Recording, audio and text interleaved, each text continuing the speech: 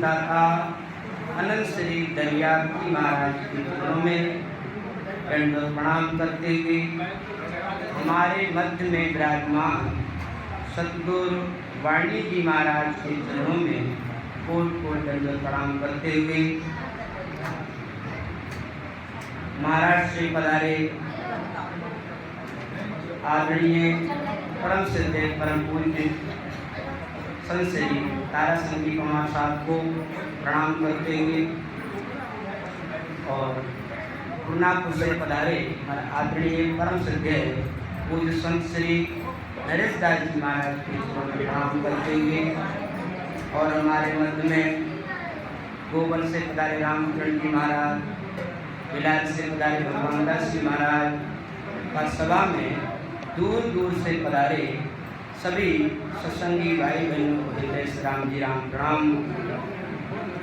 राम जी महाराज की असीम कृपा से सतगुरु देव की दया और मैं से आप और हम सबके उनके प्रताप से आज हमको बहुत ही सुंदर सत्संग का अवसर मिला है।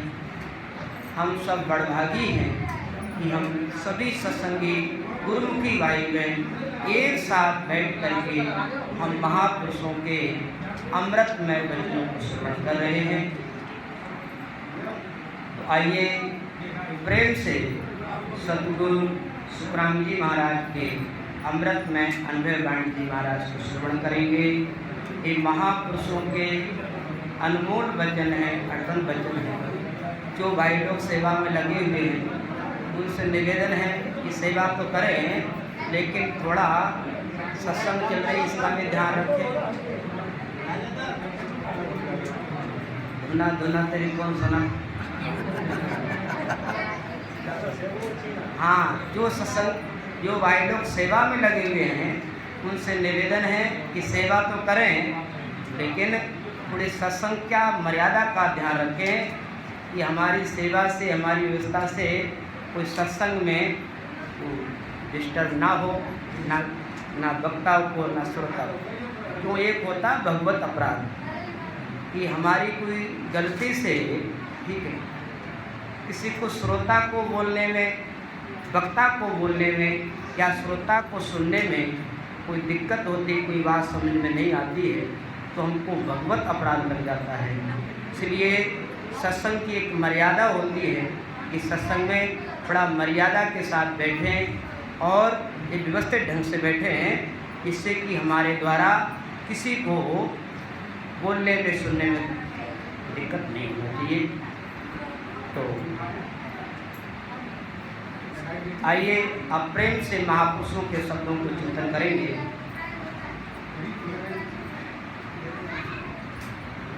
एला पाड़ कहूँ जग माही, ब्रह्म ज्ञान बिन मुक्ति नाही।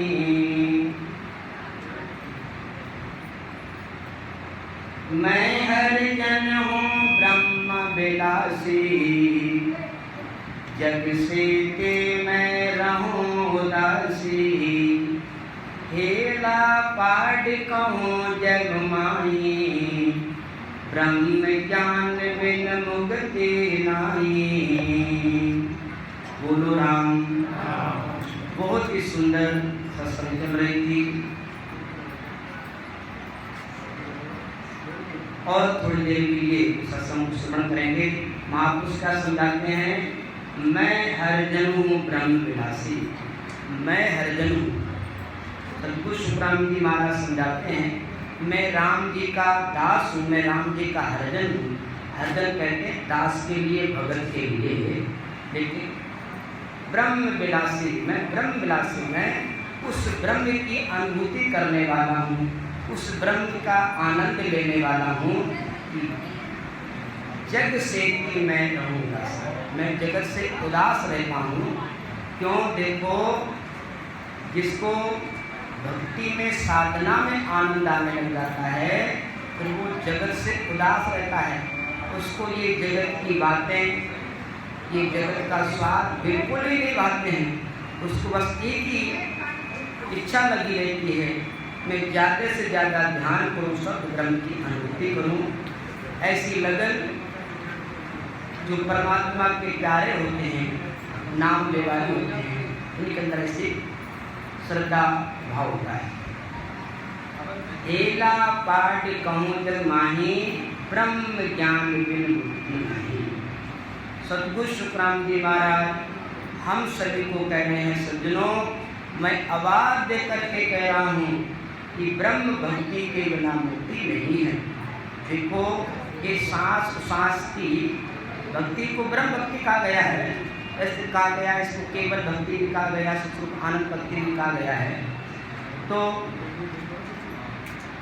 यहाँ पर जैसे कोई सुरगुण भक्ति करने वाले हैं, तो वहाँ पर महाराज जी ने ब्रह्म भक्ति का नाम लेकर के समझाया केवल ज्ञान को।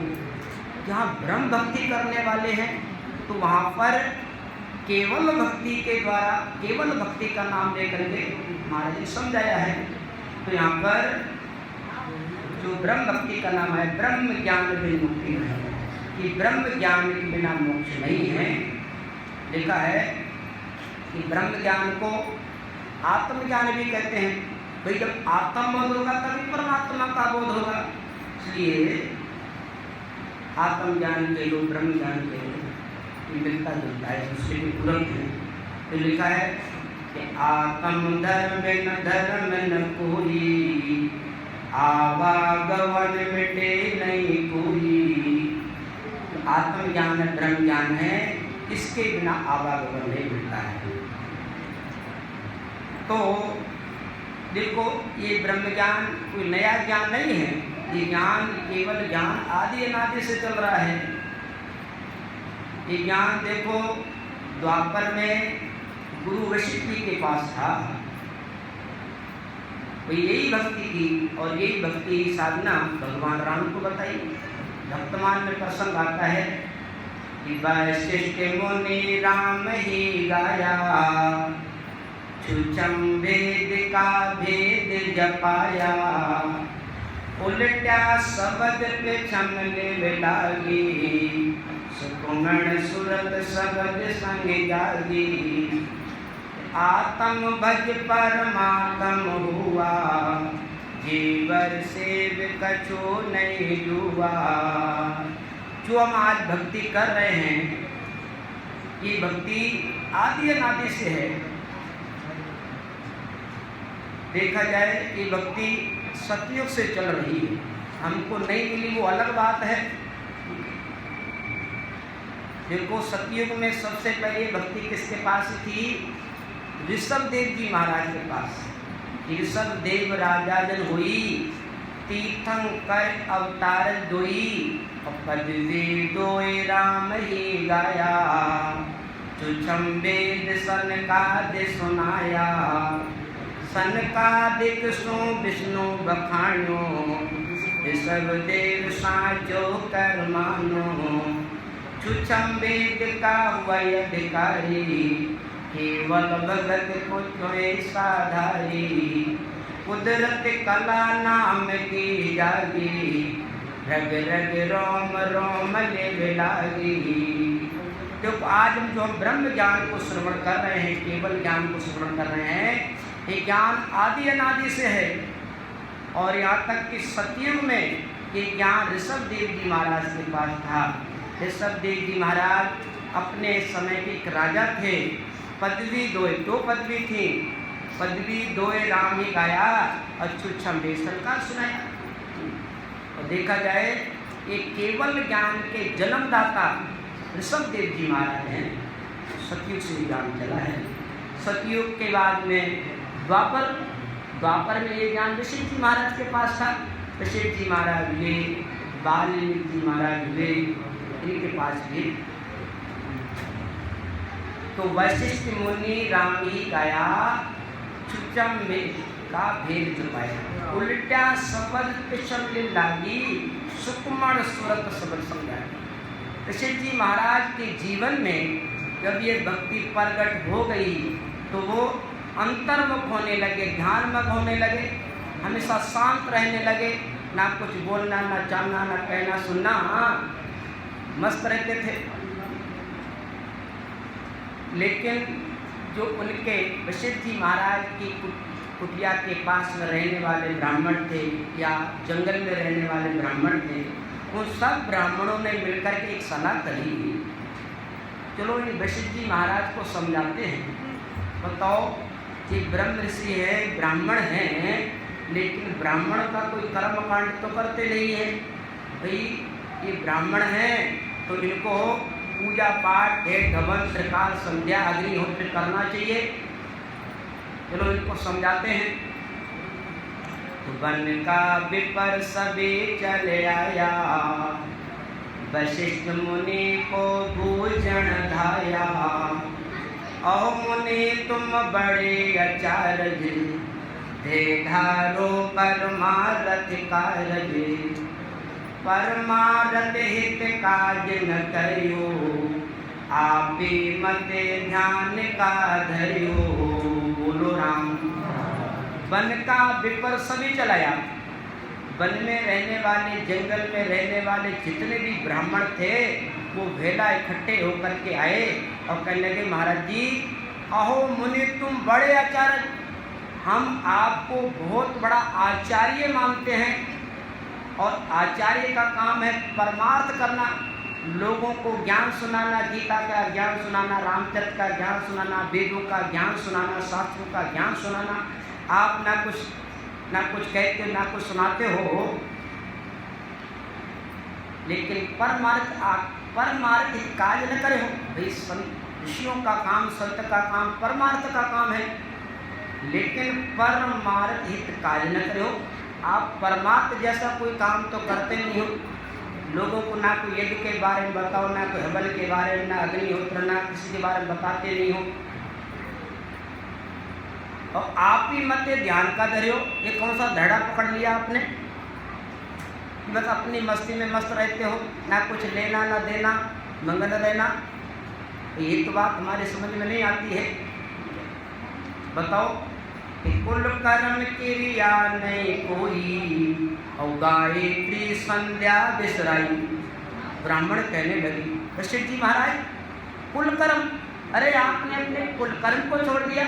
अभी हमारे महाराज जी सुना रहे थे ना कि महाराज जी को ये ज्ञान मिल गया, ठीक है, कहते ना कि अजर लोक से मैं चले आया, विपर के घर जामा पाया।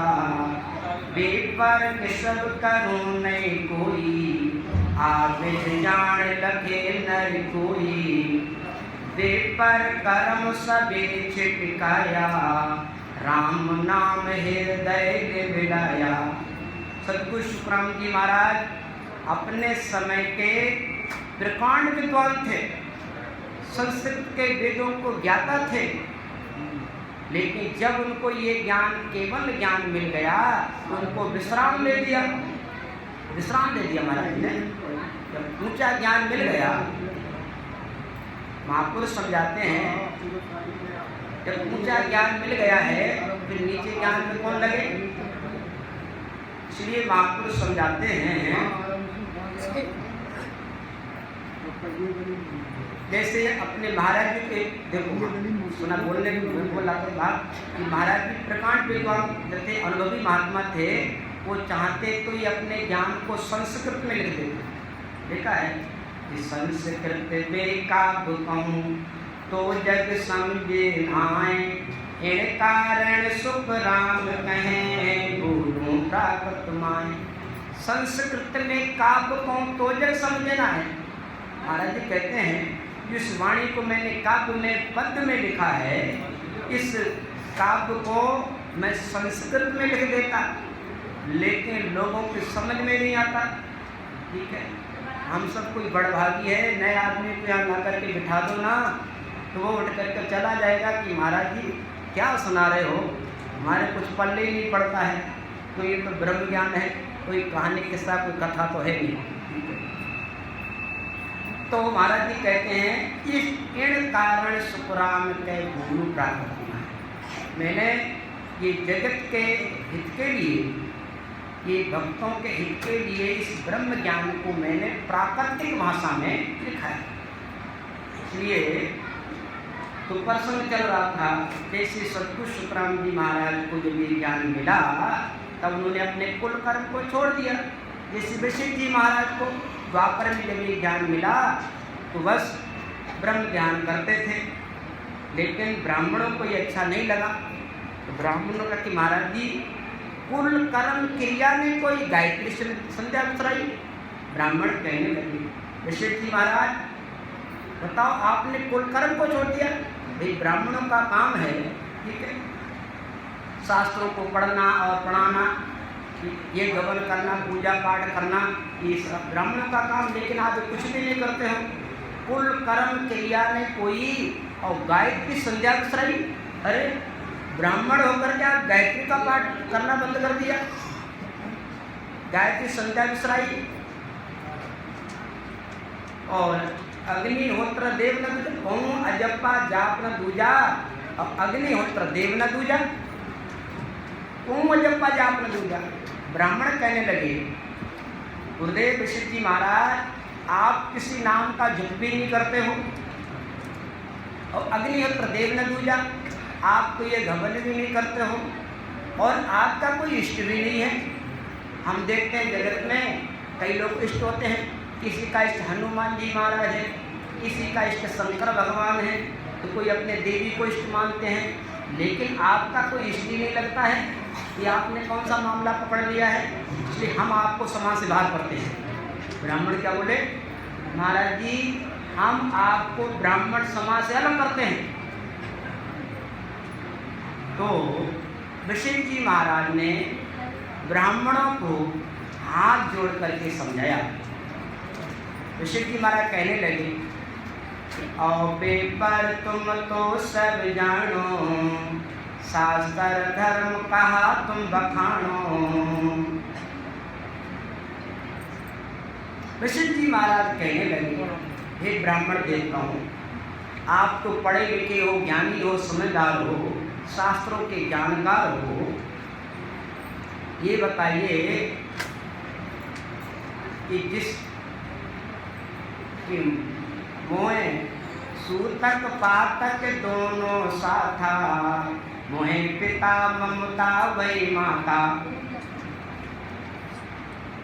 ब्राह्मण वशिष्ठ जी महाराज ने समझाया देखो ब्राह्मणों ये बताओ कि जिस घर में सूतक और पातक लग जाता है उस घर में कोई धार्मिक अनुष्ठान नहीं होता है। सूतक पातक घर में कोई जन्म जावे या कोई मर जावे तुम आप कोई धार्मिक अनुष्ठान एक भवन पूजा पाठ नहीं होता है, ऐसी मान्यता है हमारे शास्त्रों की। ब्राह्मणों ने कहा कि महाराज जी भाई हमने तो कभी नहीं सुना कि आपके घर में कौन जन्म गया कौन मर गया, बताओ तो सही आपके घर में कौन जन्मा और कौन मरा, इसलिए आपने सब बंद कर दिया आपने पूजा पाठ करना। तो वशिष्ठ जी महाराज क्या कहते हैं देखो ब्राह्मणों मोह पिता ममता वही माता, सत्य ज्ञान सुख उपजा सोई, और गायत्री संध्या किम हुई। वशिष्ठ जी महाराज कहते हैं ये ब्राह्मणों एक मोह रूपी पिता मर गया है, मेरा मोह रूपी पिता मर गया है और ममता रूपी माँ मर गई है, और सत्य ज्ञान सुख उपजा सोई, वो सत्य ज्ञान प्रकट हो गया, वो सतनाम रूपी वो पुत्र जन्म गया है। अब घर में कौन त्रिकाल संध्या करे, कौन गायत्री का पाठ करे, और हमारा जन्म मरण का कारण क्या है मोह और ममता।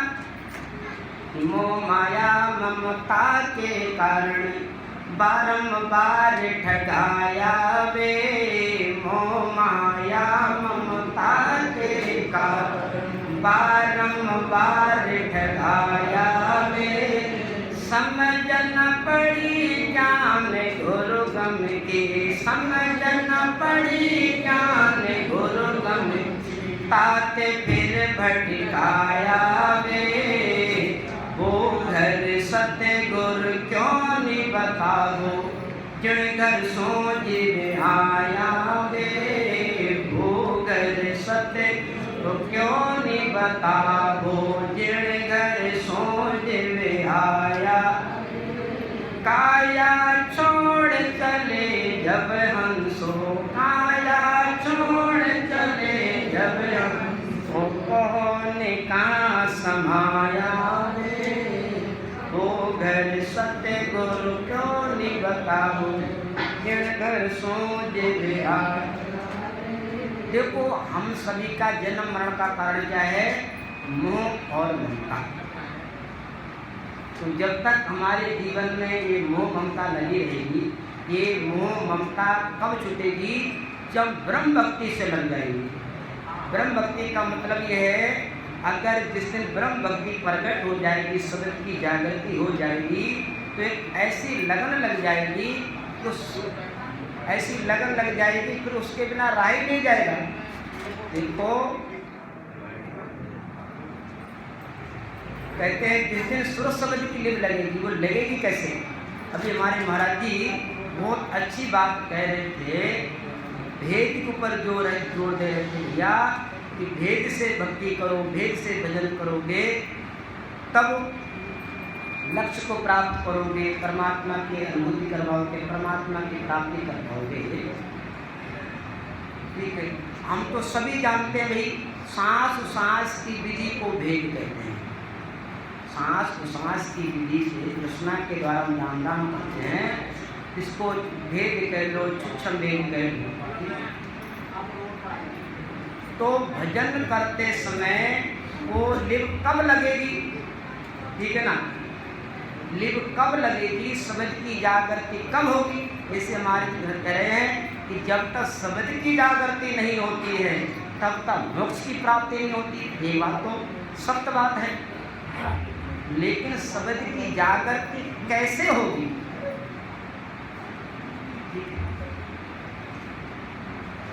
इस बात पर थोड़ा सा चिंतन करते हैं महापुरुषों के वचनों के द्वारा। तो भजन करते समय भेद तो हमको मिल गया है, हम भजन करते भी हैं, लेकिन हमको सुरती कहाँ होना चाहिए, मन कहाँ होना चाहिए, इस बात का बोध ही नहीं है। तो लिप लगेगी कैसे? शब्द की जागृति होगी कैसे? इस बात को समझने के लिए वाणी जी महाराज के सूत्र है। वो सूत्र क्या है? सूरत शब्द वियोग मन पवना न्यारा रहे, चारों मिलन संयोग भक्ति योगिया को कहे। सूरत शब्द मिले एक मन पवना दोनों गए, लेवला कीर्तन बारिया टुकौर अमृत जुए। भजन करते समय हमको चार चीज़ों का मिलान करना है, सूरत, शब्द, मन और पवन। ये चीज़ें अलग अलग हैं। विद्या सूरत शब्द वियोग, सूरत शब्द वियोग का मतलब अलग अलग। ठीक है, सुरती किसको कहते हैं? सुरती कहते हैं ध्यान वृत्ति को। और देखा जाए सुरती का सीधी सी बात सुनना होता है। देखो सुरती की परिभाषा बहुत बड़ी है। ठीक है, सुरती का मतलब ये होता है किसी देखी हुई चीज़ को ध्यान करना। सुरती का मतलब सुनना भी होता है। जैसे हम आंखें बंद करके महापुरुषों के वचनों को सुन रहे हैं, सुरती लगाना हो गया। कई लोग बैठे भजन भी करते रहते हैं, लेकिन उनकी सुरती कहाँ लगी है? महापुरुषों के वचनों में। तो वचनों को ध्यान से सुनना भी सुरती कहा गया है। और किसी देखी हुई चीज़ को ध्यान करना, जैसे हमारी पूरब रिछोला धाम है, तो हम यहाँ बैठे बैठे हम सुरती लगा सकते हैं कि वहाँ सतगुरु सुखराम जी महाराज का बहुत सुंदर देवल बना हुआ है। वहाँ सत्संगी रामसुनी सत्संगी भाई बहन परिक्रमा करते हैं, सुरती लगाना हो गई। ठीक है, फिर विचार करते सुरती लगाते हैं कि रिछोला धाम में एक बहुत सुंदर राम कचेरी है, जहाँ पर सतगुरु सुखराम जी महाराज 10वां द्वार खोल करके परम धाम पधारे। फिर हम ध्यान करते हैं कि वहाँ बहुत सुंदर राम गंगा है, जो महाराज जी के दर्शन करने के लिए आई थी। मतलब एक समझाने के लिए इस सुरती कहते हैं किसी देखी हुई चीज़ को ध्यान करना। ठीक है ना, सुरती समझ गए। अब शब्द, सूरत शब्द हमको गुरुजनों के द्वारा मिल गया है। अब करते क्या है, हम राम राम तो करते हैं, हम क्या सभी करते नहीं, राम राम तो करते हैं। राम राम करते समय कभी हमारा ध्यान कभी दुकान में जा रहा है, तो कभी मकान में जा रहा है, तो कभी मार्केट में जा रहा है। राम राम तो यहाँ कर रहे हैं, अब कभी कभी सुरती कभी स्कूल में चली जाती है, अलग है नहीं। राम गुरुजनों के द्वारा हमको जो शब्द मिला हमारे अंदर चल रहा है, राम राम कर रहे हैं, लेकिन श्रुति हमारी बाहर जा रही, अलग है कि नहीं है, ठीक है। मन पवना दोनों न्यारा रहे, मन और पवन, पवन कहते श्वास के लिए, ठीक है। तो श्वास तो हमारे अंदर चल रही है, हम श्वास को ले रहे हैं और छोड़ रहे हैं, लेकिन मन भजन करते करते जो चीज़ नहीं देखी वहाँ चला जाता है।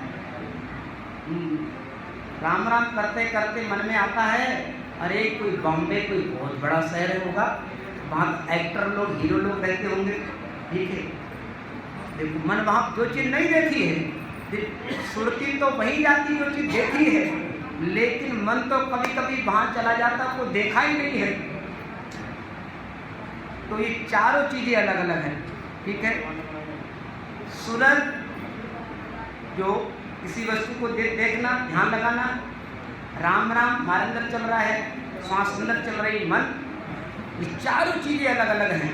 तो हमको मिलान करने के लिए हमको सतगुरु शुक्राम की माला सूत्र दे रहे हैं। क्या कहते हैं कि सुरत सबल मिले, मन पवना दोनों गए, लिव लागे तड़वार आटो पर। कई जगह लिखा है मन को थोब सुरते, लिखा सुरत शब्द दोनों वह घेला, लिखा सांस को सांस नाम ले मिलाओ, सुरत शब्द मन पवन मिलाओ। कहते ना, साधना करते समय क्या कहते हैं